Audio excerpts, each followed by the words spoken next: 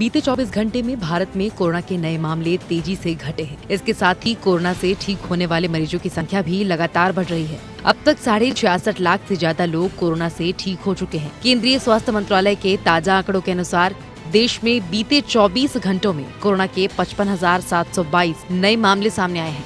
इस दौरान 579 लोगों की कोरोना वायरस से मौत हो चुकी है। देश में लगभग 3 महीने के बाद एक दिन में कोरोना से मौत का आंकड़ा 600 से कम हुआ है। केंद्रीय स्वास्थ्य एवं परिवार कल्याण मंत्रालय के मुताबिक देश में कोरोना के 75 लाख से ज्यादा मामले सामने आ चुके हैं।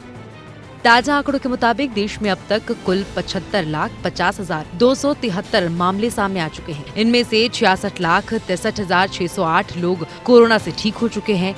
कोरोना के नए मामलों के साथ देश में कोरोना के सक्रिय मामलों में भी कमी आ रही है। देश में फिलहाल कोरोना के 7,72,055 सक्रिय मामले हैं। देश में कोरोना से अब तक कुल 1,14,610 लोगों की मौत हो चुकी है।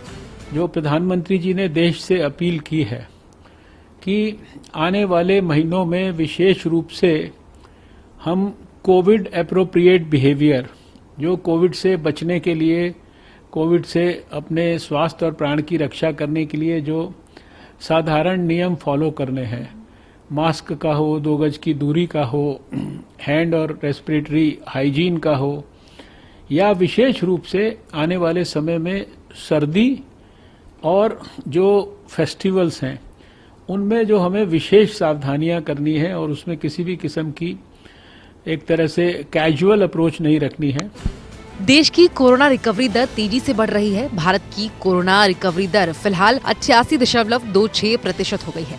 इसी के साथ देश में कोरोना के सक्रिय मामलों में भी गिरावट आई है।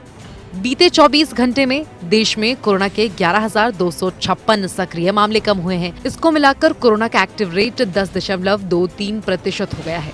देश में कोरोना की मृत्यु दर 1.52% है। देश में अब तक 9.5 करोड़ से ज्यादा सैंपलों की कोरोना जांच की जा चुकी है। भले ही देश में कोरोना के मामले तेजी से घट रहे हैं, लेकिन वैज्ञानिकों ने सर्दी के मौसम में कोरोना संक्रमण बढ़ने का अंदेशा जताया है।